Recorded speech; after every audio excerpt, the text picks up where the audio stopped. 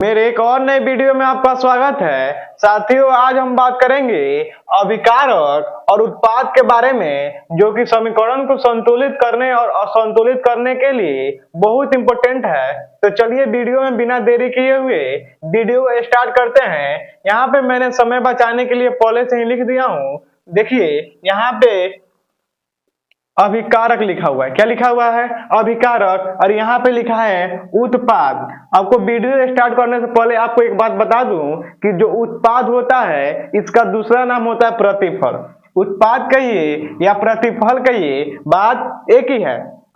तो चलिए सबसे पहले हम लोग अभिकारक समझ लेते हैं, उसके बाद उत्पाद के बारे में जानेंगे। तो यहाँ पे देखिए अभिकारक का डिफिनेशन कहता है कि आपको मैं बता दूं कि आप मात्र एक बार वीडियो देख लीजिएगा, इसके बाद आपको दोबारा पढ़ने की जरूरत ही नहीं पड़ेगी, क्योंकि सबसे सटीक आंसर है जो आपको पूरी जिंदगी नहीं भूलेगी। तो चलिए देखिए क्या कहता है अभिकारक। कह रहा है रासायनिक अभिक्रिया में, इस अभिक्रिया में, रासायनिक अभिक्रिया में, अब यहाँ पे बात आया है एक रासायनिक अभिक्रिया। तो रासायनिक अभिक्रिया के बारे में चलिए थोड़ा जान लेते हैं कि रासायनिक अभिक्रिया होता क्या है या किसे कहते हैं।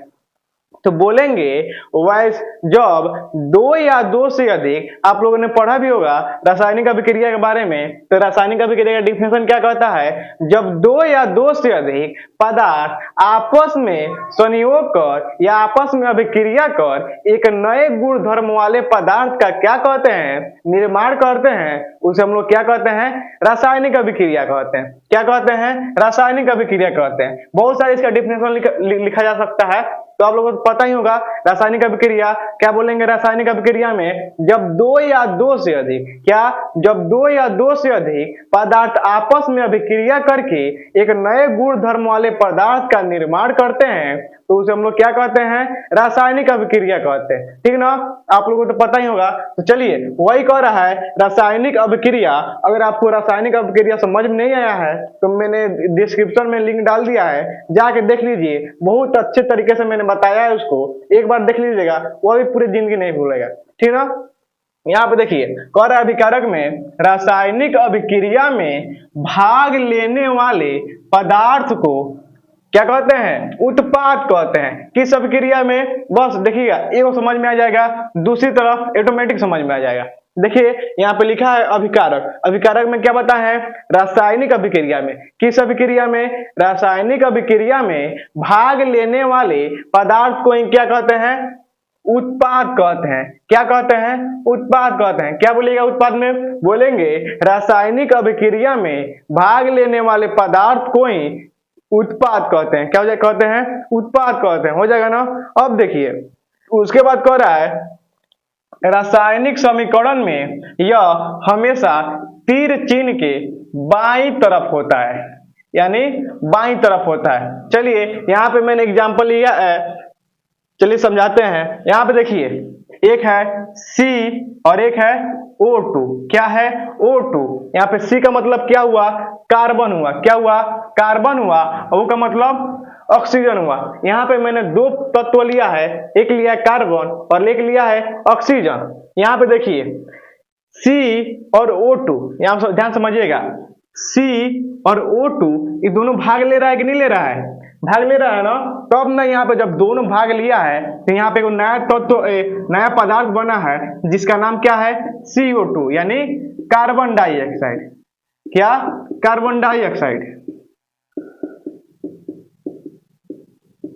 यहाँ पे देखिए मेरा डिफिनेशन क्या कह रहा है, डिफिनेशन ध्यान समझिएगा।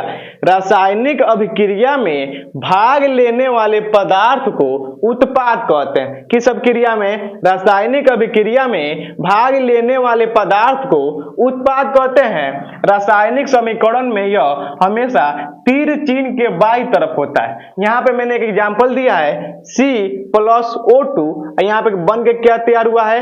CO2। यहाँ पे देखिए कौन कौन पदार्थ भाग ले रहा है? यहाँ पे C भाग ले रहा है और O2 ये ना भाग ले रहा है। दोस्तों जब ये दोनों भाग ले रहा है तब नया पदार्थ बना है।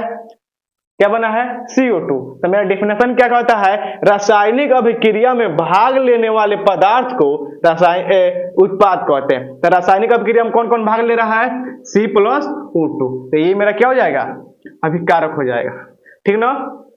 अब चलिए एक और एग्जांपल देखते हैं। यहाँ पे है मैग्नीशियम और ऑक्सीजन, ये दो पदार्थ है। यहाँ पे देखिए दोनों भाग ले रहा है कि नहीं ले रहा है, तो मेरा दोनों क्या हो जाएगा, अभिकारक हो जाएगा। क्या हो जाएगा, अभिकारक हो जाएगा। दोनों ये ना दोनों भाग ले रहा है, जब दोनों भाग ले रहा है तो क्या बन रहा है, मैग्नीशियम ऑक्साइड बन रहा है। क्या बन रहा है, मैग्नीशियम ऑक्साइड बन रहा है। जब मैग्नीशियम ऑक्साइड बन रहा है तो हमारा डिफिनेशन कहता है कि जो रासायनिक अभिक्रिया में भाग लेगा वही क्या कहलाएगा, उत्पाद कहलाएगा। सॉरी अभिकारक कहलाएगा। क्या कहलाएगा, अभिकारक कहलाएगा। क्या कहलाएगा, अभिकारक कहलाएगा। बस आपको ध्यान रखना है, रासायनिक अभिक्रिया में भाग लेने वाले पदार्थ को उत्पाद अभिकारक कहते हैं। क्या कहते हैं, अभिकारक कहते हैं। क्या बोलिएगा, रासायनिक अभिक्रिया में भाग लेने वाले पदार्थ को अभिकारक कहते हैं। ठीक ना।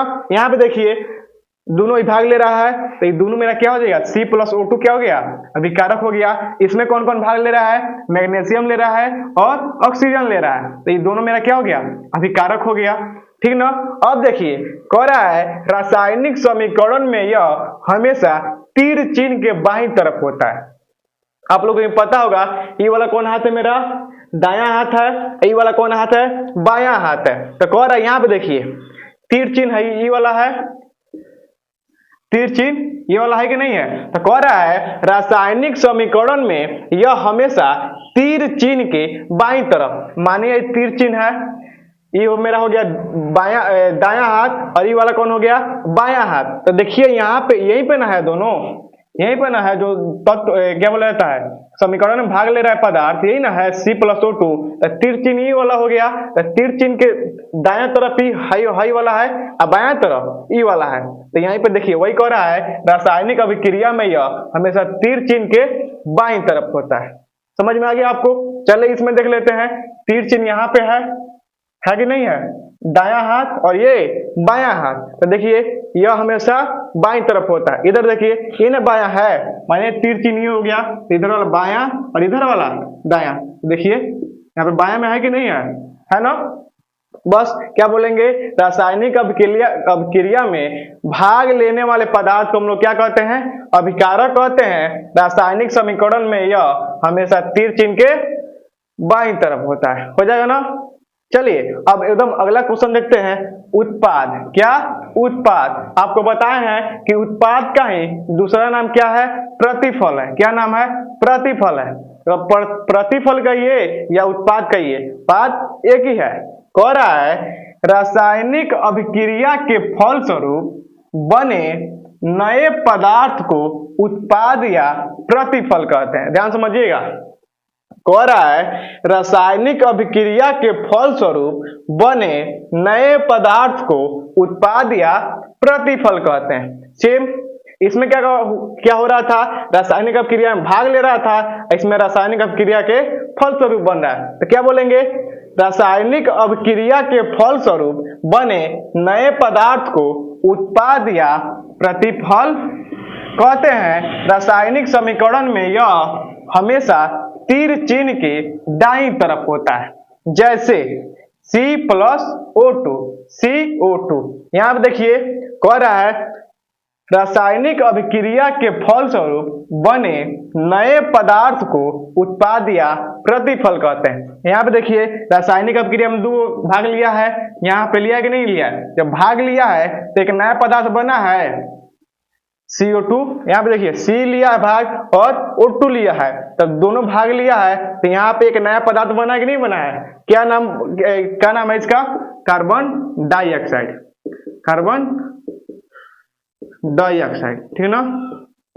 जब बन गया है तो यहाँ पे देखिए नया पदार्थ बना है, तो ये मेरा क्या हो गया, उत्पाद या प्रतिफल। उसके बाद कह रहा है रासायनिक समीकरण में यह हमेशा तीर चिन्ह के दाईं तरफ होता है। तो तीर चिन्ह ये वाला है कि नहीं है ना।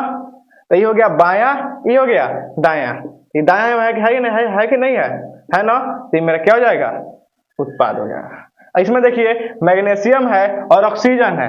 यहाँ पे देखिए दायां तरफ ये हो गया बायां, ये हो गया दायां। यहाँ पे देखिए जब मैग्नीशियम और ऑक्सीजन मिला है तो क्या बना है, मैग्नीशियम ऑक्साइड बना है। जब मैग्नीशियम ऑक्साइड बना है, नया पदार्थ बना है कि नहीं बना है, तो मेरा क्या हो गया, उत्पाद हो गया, या प्रतिफल का यही है उत्पाद का ही।